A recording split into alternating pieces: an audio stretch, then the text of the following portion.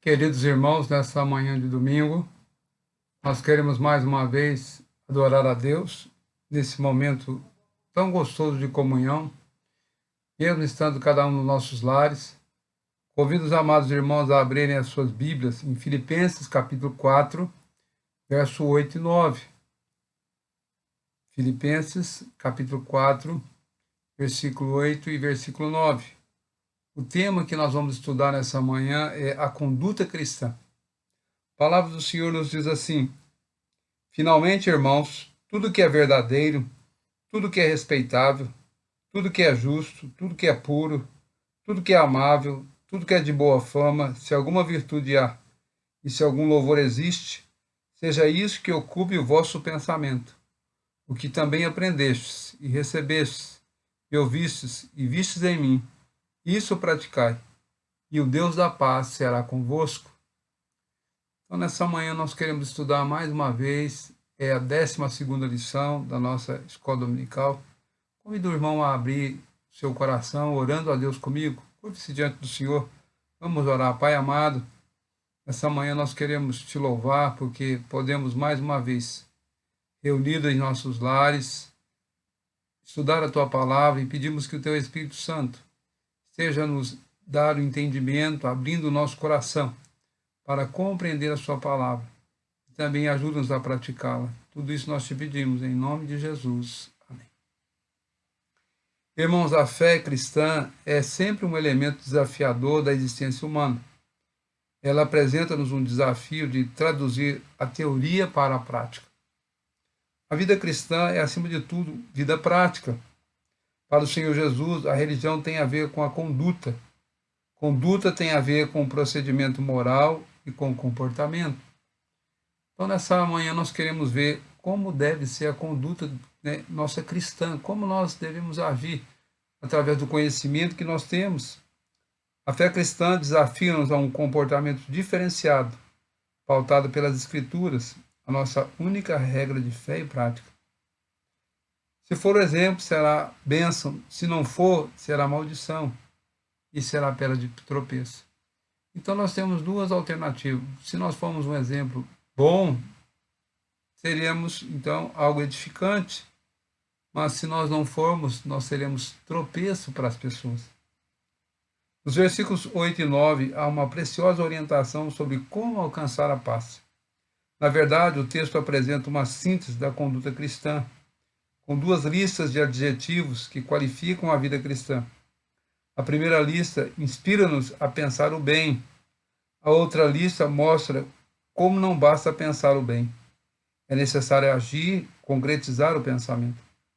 Essas atitudes devem permear constantemente a conduta cristã. O cristão aprendeu não mais a encher a própria cabeça de futilidade, já não está mais sujeito a poderes que fazem a cabeça dos filhos deste século. Então, quando nós nos convertemos, nós temos de Deus a oportunidade de vermos agora de maneira diferente. E o objetivo desse estudo é ajudar os cristãos a aprofundar e aperfeiçoar sua conduta cristã no mundo, mostrando quão importante é necessário que se distingam, acima de tudo, pela maneira de pensar e agir. Então, ao estudarmos essa lição, nós queremos dar incentivo e orientação para que a nossa conduta seja uma conduta cristã que venha fazer diferença nessa sociedade. O autor, então, nos dá uma orientação, e que Paulo também nos dá orientação, que envolve dois caminhos. Isso no capítulo 4, verso 8 e 9. O primeiro caminho é o pensamento. A tua conduta cristã, para ser exemplar, começa com o próprio pensamento, isto é, que passa pela nossa cabeça. Paulo queria que os filipenses enchessem suas mentes com tudo o que é bom e merecedor de elogios. Essa lista de virtudes deveria ser levada a sério para que eles experimentassem uma boa conduta. Essa dimensão conceitual é fundamental para nortear a vida cristã. Uma das maiores dificuldades encontradas no mundo de hoje tem a ver com o pensamento. É difícil levar as pessoas a pensar. A variedade de recursos tecnológicos disponíveis hoje pode roubar das pessoas a capacidade de pensar.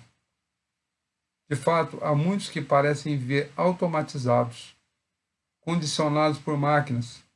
Parece que as pessoas estão perdendo a autonomia, já não pensam nem decidem por conta própria. As mentes se tornaram cativas.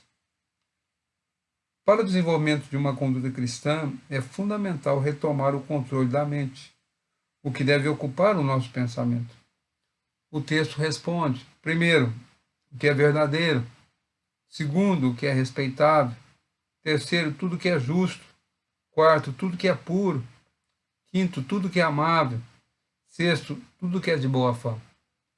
Então nós temos aqui uma diversidade de coisas que nos ajudam, né, a fazer com que a nossa mente seja voltada para as coisas boas, para as coisas que o Senhor quer que nós venhamos a pensar. Então a primeira coisa é que nós pensamos tudo que é verdadeiro. A verdade merece nossa atenção. Hoje, mais do que nunca, há uma avalanche de informações por todo tipo. A veracidade nelas? Será que a nossa mente deve filtrar tudo e preservar a verdade? A conduta cristã está alicerçada naquele que é a verdade. Tudo aquele que estiver de conformidade com o ensino e com a verdade é do nosso Senhor Jesus Cristo e é verdadeiro.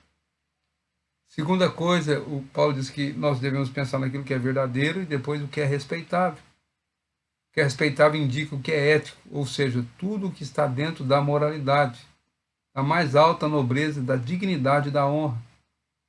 A conduta cristã neste século XXI enfrenta esse desafio. Infelizmente, hoje em dia, a imoralidade encontra-se tremendamente divulgada.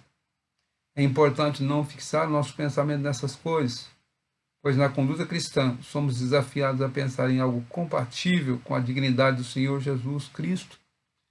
Então, note que quando nós começamos a ver que o nosso pensamento está cativo em Cristo, que o nosso pensamento pensa as coisas que são respeitáveis, nós já estamos caminhando com a nossa mente, o nosso pensamento voltado para as coisas do Senhor. Terceira coisa, Paulo fala que é tudo que é puro. Se refere à pureza moral, à castidade, ou seja, à ausência de malícia e de maldade. Na conduta cristã, não podemos deixar que a malícia envenene o nosso pensamento, a ponto de não podermos conseguirmos pensar sem segundas intenções. Na conduta do cristão, a pureza deve fazer parte de sua vida íntima. Pensamentos impuros são prejudiciais à conduta cristã.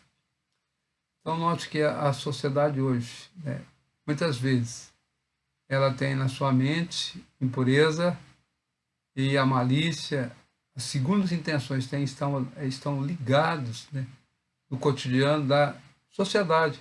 Mas o cristão deve ser diferente. Paulo diz, então, que tudo que é verdadeiro, tudo que é respeitável, tudo que é justo, tudo que é puro, tudo que é amável. Quando pensamos em alguma coisa que isso nos estimula ao amor, então tal pensamento merece nossa atenção. Na conduta cristã, devemos ocupar nossa mente com tudo aquilo que inspira o amor verdadeiro. Então nós temos aí já 4 coisas que nós devemos pensar. Tudo que é verdadeiro, tudo que é respeitável, tudo que é justo, tudo que é amável. E por último, Paulo fala que de tudo que é de boa fama. Devemos nos perguntar, o que eu estou pensando é louvável e edifica? Se praticássemos mais isso, com certeza, evitaríamos muitos comentários desagradáveis, desnecessários e perniciosos. O apóstolo faz um resumo dessa lista preciosa que orienta o pensamento cristão, dizendo que se nós descobrirmos mais alguma virtude ou algo digno de louvor, que pensemos nisso também. Então, observe, se você olhar para o texto, você vai perceber que Paulo está nos incentivando a ter um pensamento que agrada a Deus.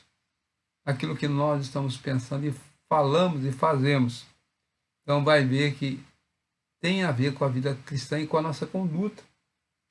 Segunda coisa, o autor não fala só que o que está no nosso pensamento, mas também o caminho da prática daquilo que nós pensamos. O versículo 9 diz assim, tudo que ouvistes e aprendestes e recebestes, e ouvistes, e vistes em mim, isso praticai, e o Deus da paz será convosco. Então nós vamos perceber que o autor ele faz um comentário daquilo que Paulo fala, desses verbos que Paulo usa aqui.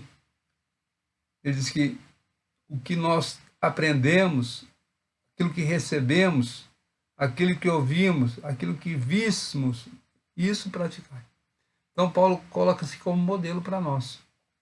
E nós devemos também ser modelo nesses 5 verbos que indicam um novo caminho. Nós devemos aprender, receber, ouvir, vir e praticar. Agora a orientação é ordem em prática. Nós não só pensamos, mas praticamos. E a vida cristã é uma experiência de constante aprendizado. Somos desafiados a crescer na graça e no conhecimento do Senhor Jesus Cristo. 2 Pedro 3,18, crescer na graça e no conhecimento do Senhor. A orientação também para a conduta cristã aqui é clara. O que aprendemos, recebemos, ouvimos e cremos é a santa mensagem do Evangelho. Esse ensino precioso deve ser colocado em prática.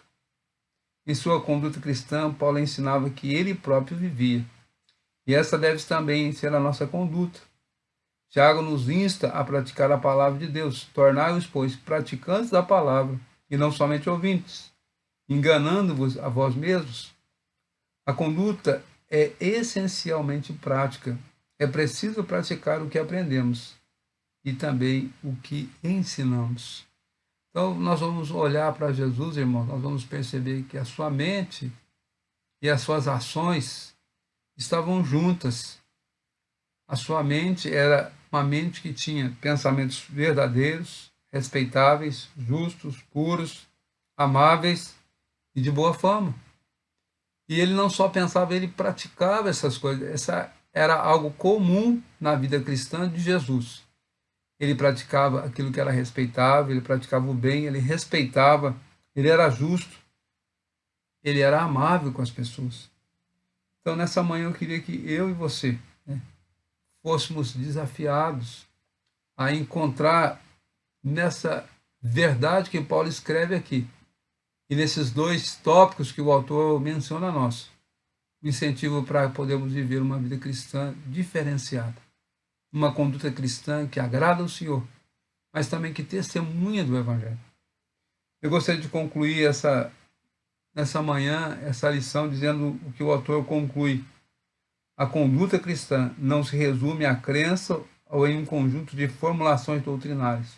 Pelo contrário, é a vivência concreta da comunhão com o Senhor Jesus. Essa prática apoia-se no exemplo dos irmãos mais experientes e perseverantes no caminho de Cristo. O resultado da conduta cristã, nos caminhos aqui expostos, será o aprofundamento da comunhão com Deus e a experiência da paz interior. E o Deus da paz será convosco. Então, Paulo diz que se nós agirmos assim, nós teremos o Deus da paz conosco. Então, ao agirmos numa conduta cristã saudável, ao agirmos numa conduta cristã que agrada o Senhor, nós estaremos testemunhando o Evangelho para aqueles que não o conhecem. Então, nessa manhã, nós somos convidados, eu e você, a usarmos esses 2 caminhos, o caminho do pensamento e o caminho da prática, para podermos alcançar as pessoas que estão vivendo fora deste caminho, fora dessa prática, para que elas venham se voltar para o Senhor. Que o Senhor nos ajude, que o Senhor nos abençoe. E se percebemos que estamos andando em caminhos que não agradam o Senhor, que a imoralidade, que a impureza tem tomado lugar na nossa vida, devemos confessar ao Senhor e mudar de atitude, para que possamos glorificar e exaltar o Senhor. Vamos orar mais uma vez. Curvemos diante do Senhor numa oração. Pai amado, estamos concluindo esse tempo de meditação na Tua Palavra. Pedimos que o Senhor nos ajude a avaliarmos a nossa vida diária, aquilo que estamos fazendo, aquilo que estamos pensando. E, ó Deus, nos ajude para que possamos ser exemplo para os outros, para que as palavras de Paulo sejam as nossas palavras. Aquilo que nós aprendemos, as pessoas possam aprender conosco. Aquilo que nós vimos, as pessoas possam ver em nós. e aquilo que nós praticarmos, elas sejam também incentivadas a praticar. Te agradecemos, Pai, por esse momento de comunhão. Em nome de Jesus oramos. Amém.